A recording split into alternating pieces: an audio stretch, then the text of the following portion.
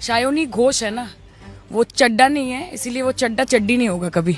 तुम्हारे पास ED CBI है, करोड़ों रुपए हैं और बहुत क्षमता है आपके पास, यू हैव पावर। पर हमारे पास एक ही हवाई चप्पल और सफेद साड़ी वाली ममता है। आपने बोला ममता दीदी को 2029 में प्रधानमंत्री बनाना है। वो तो बनाना है ही। मैं तो अपने लीडर को प्रधानमंत्री देखना चाहती हूँ। मैम पता चलेगा क्या कुछ होगा? आप लोगों को पता चलेगा। आपको हमेशा साथ रहने की बात कर रही थी मैम। आपको हमेशा साथ रहने की बात कर रही थी। देखिए, आपको मैं चड्डा नहीं हूँ, ये मैं आपको जवाब नहीं दूंगी। मैं जवाब सिर्फ अपने क्षेत्र के लोगों को दूंगी। ये लोग आपकी बात सुन रहे हैं सयानी जी, ये आवाज आपके लोगों तक पहुंच रही है, क्या कुछ आप बताएंगे? आवाज आगे भी पहुंची। चड्डा नहीं हूँ, चड्डी बन जाऊँ, ऐसी बात आप तंज कर रही थी, ऐसी बातें क्यों कर रही थी?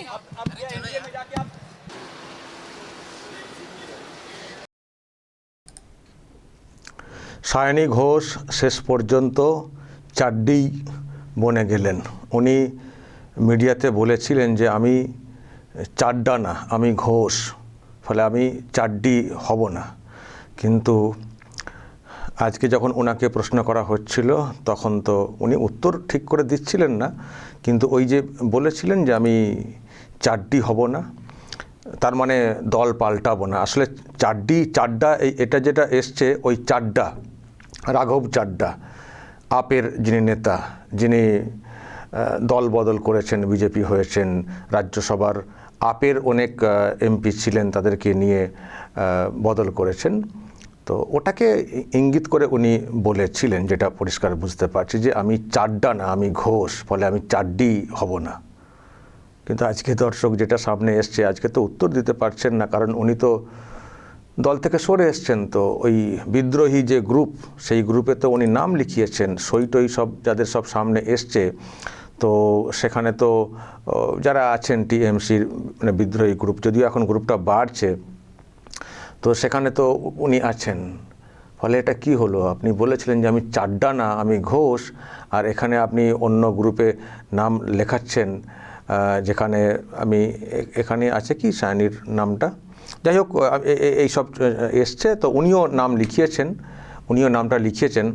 তো আজকে ওনাদের একটা বৈঠক হচ্ছে আর কি দিল্লিতে, এই বিদ্রোহী গ্রুপের বৈঠক। তো উনি ওখানে সামিল হয়েছেন আজকে। তো যখন নেমেছেন তো এয়ারপোর্টে সাংবাদিকরা জিজ্ঞাসা করছেন যে এটা কি হলো, আপনি তো বিদ্রোহী গ্রুপে চলে এসছেন। এটা আর কি প্রশ্ন, যে আপনি তাহলে ওই যে কথাগুলো বলেছিলেন তাহলে এটা কি হলো?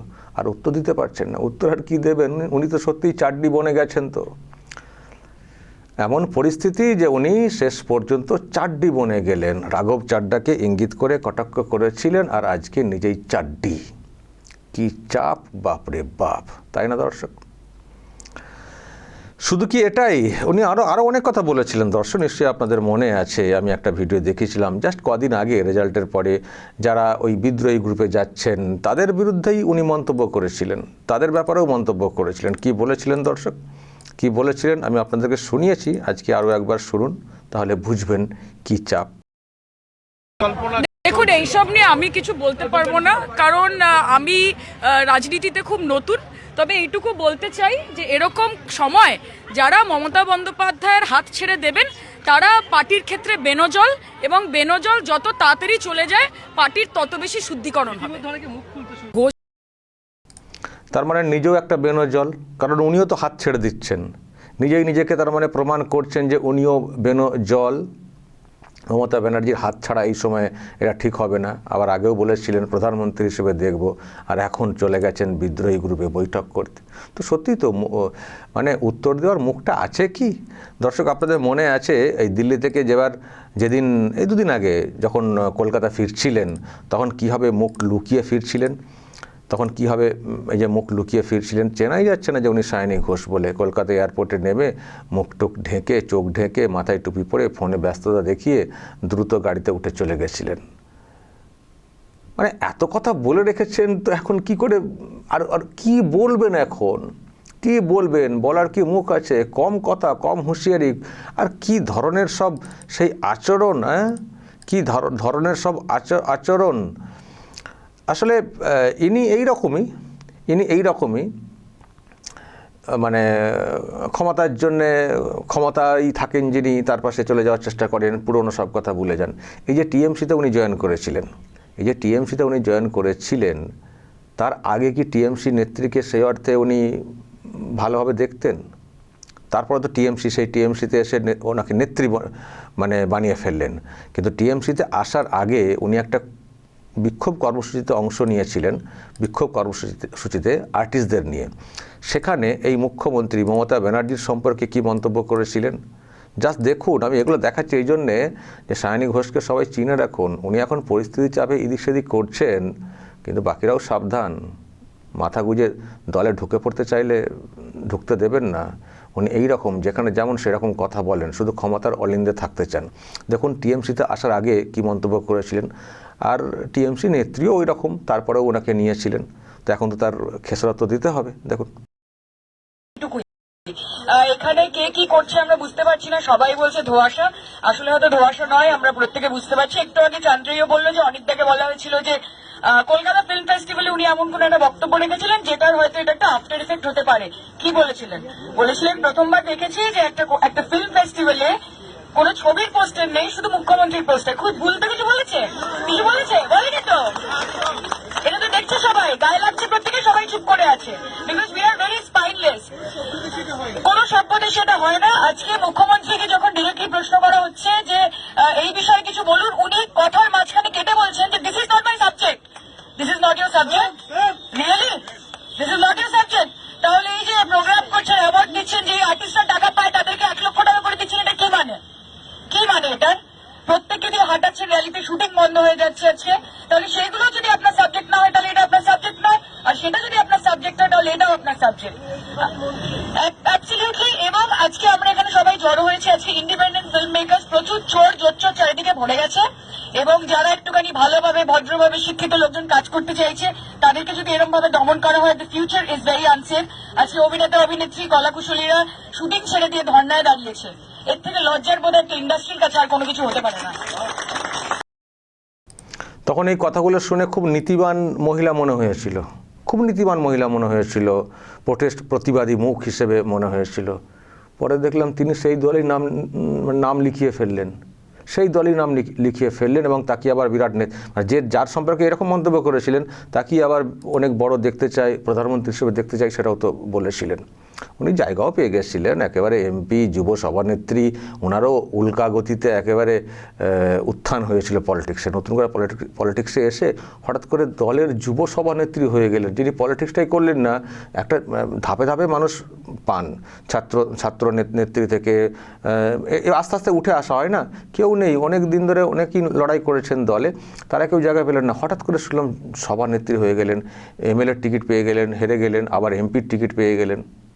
রহস্যের ব্যাপার ছিল, মানে আছে, ক্যাপাসিটি আছে, কাকে কোথায় ধরলে, কিভাবে ধরলে ঠিক জায়গায় পৌঁছানো যায়, এই ক্যাপাসিটি আছে। আবার হয়তো সেই পৌঁছানোর চেষ্টা হচ্ছে, সেই জন্যই বলছি সাবধান। যা হচ্ছে হোক, দেখতে মজা লাগছে আমাদের। আর একটা অঙ্ক তো আছেই, বিল পাস করার একটা ব্যাপার, বিজেপির মধ্যে একটা তাগিদও আছে। ফলে যা হচ্ছে হোক, কিন্তু নিজের প্রশ্নে নিজের জালে জড়িয়ে যাচ্ছেন। যেসব কথা বলতেন এখন সেসব প্রশ্ন তোলা হচ্ছে, ফলে জড়িয়ে যাচ্ছেন, উত্তর দেওয়ার কিছু নেই, এখন লুকিয়ে চুরিয়ে বেড়াচ্ছেন, লুকোচুরি খেলছেন। তো খেলুন, আমি জাস্ট বিষয়গুলো একটু আর কি ধরিয়ে দিচ্ছি। নিশ্চয়ই বিজেপির লোকেরাও জানেন বিষয়টা, তো আরেকবার করে ধরিয়ে দেওয়া আর কি, যে উনি ওনার স্বার্থে এদিক সেদিক করছেন, পিঠ বাঁচানো বা কিছু একটা আছে, সেই স্বার্থে এদিক ওদিক হয়তো করছেন। কিন্তু মানুষটি এইরকম, যেখানে যখন সেই রকম গিয়ে দেন। আবার দেখবেন বিজেপিতে ঢুকে গেলে বিজেপির কত প্রশংসা শুরু হয়ে যাবে, নরেন্দ্র মোদীর কত প্রশংসা শুরু হয়ে যাবে, শুভেন্দু অধিকারীর কত প্রশংসা শুরু হয়ে যাবে। আবার যখন ছুরি মারার দরকার হবে ছুরি মেরে দেবেন। দেখুন তৃণমূল কংগ্রেস দলটা ভালো না, ওখান থেকে যারা সরে যাচ্ছেন সেটা একটা ভালো দিক, সেটা আমরা বুঝছি, কারণ তৃণমূল কংগ্রেস দলটা করার মতো না। কিন্তু সেই তৃণমূল কংগ্রেসেই তো উনি জয়েন করেছিলেন, যার নেত্রীর বিরুদ্ধে অনেক নীতি কথা শুনিয়েছিলেন প্রোটেস্টে, ওই ধর্মতলা না কোথায় প্রোটেস্ট মঞ্চে। তো সেখানে তো উনি ঢুকেছিলেন, তো ঢুকে তার হয়তো কত কি করলেন, তারপরে কত কত রং, কত ঢং, কত গান বাজনা, নিশ্চয়ই আপনাদের মনে আছে, সেন্টিমেন্ট ধরার জন্যে, মুসলিম ভোট ধরার জন্যে কত সংসাজা, কত কি। এখন আবার উনি যিনি বলেছিলেন চাড্ডি হব না, এখন সেই চাড্ডির পথে, সেই চাড্ডাকে যিনি কটাক্ষ করেছিলেন সেই চাড্ডার পথেই চাড্ডি হতে চলে যাচ্ছেন। বলে এটা বোঝার আছে। দেখুন কীরকম গান গাইতেন, কত রকমের মানে ক্রাউড পুল করার চেষ্টা করতেন, কত কি করেছেন, আর এখন চাড্ডি।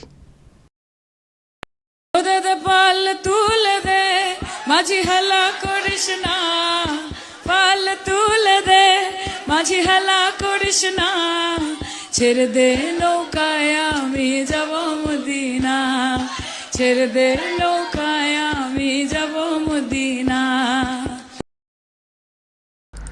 এইসব করেছেন, মদিনা যাবেন, হৃদয়ে কাবা বলে সব গান টান করে গেয়ে গিয়ে মুসলিম ভোট টানার চেষ্টা করতেন। আর উনি যেখানকার এমপি হয়েছেন যাদবপুর, তো তারও একটা বড় জায়গা ভাঙড় বা ইত্যাদি সব জায়গা আছে না, ক্যানিং ট্যানিং, সেখানে মুসলিম ভোটের ব্যাপারও আছে। ভেবেছিলেন যে এইসব বললে আমাকে এদের লোক মনে করবে, ভোটটা দেওয়া হবে। নানানভাবে মুসলিম ভোট আদায়ের চেষ্টা হয়েছে, আর অন্যদেরকে আঘাতও করেছেন। দেখেছেন তো যেই শিবলিঙ্গে কি পরিয়ে একটা বিতর্ক তৈরি করেছিলেন, সেটা তো নিশ্চয়ই মনে আছে। তো এইসব করেছেন, এসব চিপ পলিটিক্স, সস্তার পলিটিক্স করেছেন।